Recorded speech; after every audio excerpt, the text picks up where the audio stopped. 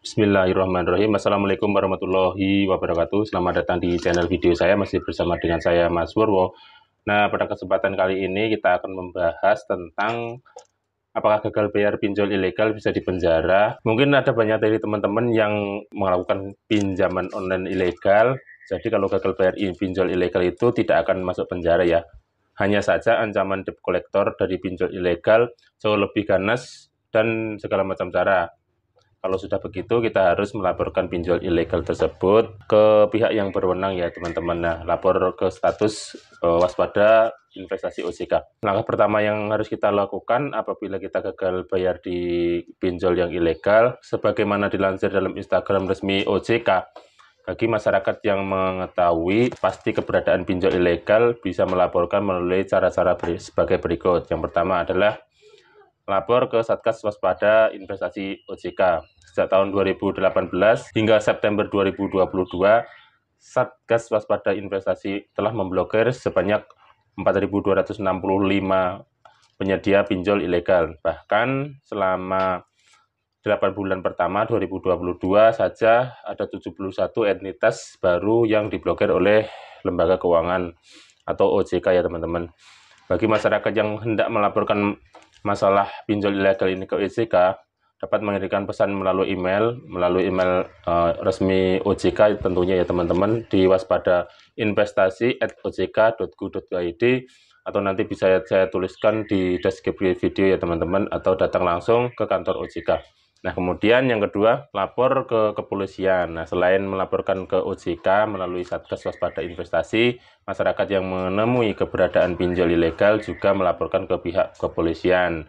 Sebagai contoh, Polda Metro telah membuka nomor hotline khusus untuk layanan pengaduan korban pinjol melalui WhatsApp atau SMS dengan nomor 081191101010. Atau kemudian yang ketiga, aduan konten ke Kominfo ya teman-teman. Pengaduan Kominfo ilegal kepada Kominfo dapat dilakukan dengan mengirim aduan ke email aduan-konten@mail.kominfo.go.id. Pengaduan tersebut akan ditindaklanjuti Kominfo bersama dengan Waspada Investasi, Google, dan Apple untuk memblokiran situs yang di aplikasi tersebut. Kemudian jika dapat temuan pelanggaran pidana, pinjaman online tersebut akan dibawa ke ranah hukum. Nah, tentunya teman-teman yang sedang gagal bayar pinjol yang ilegal tidak usah takut, tidak usah cemas karena tidak akan dipenjara ya, meskipun teman-teman masih mempunyai kewajiban untuk mengembalikan uang tersebut, karena apapun itu namanya juga pinjaman ya teman-teman, ada kewajiban untuk mengembalikan karena ada hak dari orang yang membeli pinjaman untuk kita kembalikan ya teman-teman. Nah, kemudian yang selanjutnya, jika lo gagal bayar pinjol tidak akan masuk penjara ya teman-teman. Ingat, hanya saja ancaman debt collector yang mengganggu ya teman-teman. Nah, kemudian yang selanjutnya, langkah antisipasi yang harus kita lakukan supaya tidak gagal bayar di pinjol yang ilegal teman-teman. Kalau misalkan mempunyai pinjaman, ya segera dilunasi pinjamannya.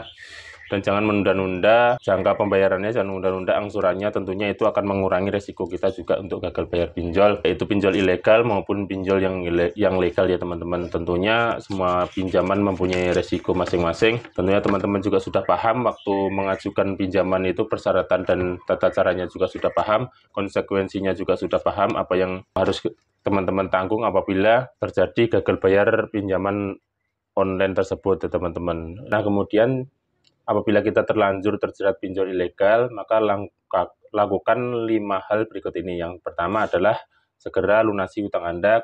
Yang kedua, laporkan ke Satgas Waspada Pinjaman Online atau investasi dan kepolisian. Yang ketiga adalah jika tidak sanggup membayar, ajukan keringanan seperti pengajuan pengurangan bunga, perpanjangan waktu pembayaran, dan lain-lain. Kemudian yang keempat, jangan mencari pinjaman baru untuk membayar hutang yang lama. Kemudian yang kelima, jika mendapatkan penagihan tidak beretika, teror, intimidasi, dan ancaman dan sebagainya, teman-teman wajib memblokir kontak yang mengirimkan teror, kemudian beritahu ke seluruh kontak ponsel jika mendapatkan pesan pinjol ilegal agar bisa diabaikan. Selanjutnya lapor ke polisi dan melampirkan laporan polisi ke kontak penagihan yang masih muncul di akun-akun media sosial Anda atau akun WhatsApp dan sebagainya. Ya teman-teman bisa melaporkan pinjam ilegal tersebut. Tentunya mereka juga takut kalau kita melaporkan ke pihak yang berwajib karena mereka juga tidak berizin. Jadi tidak usah takut apabila kita diteror oleh pinjaman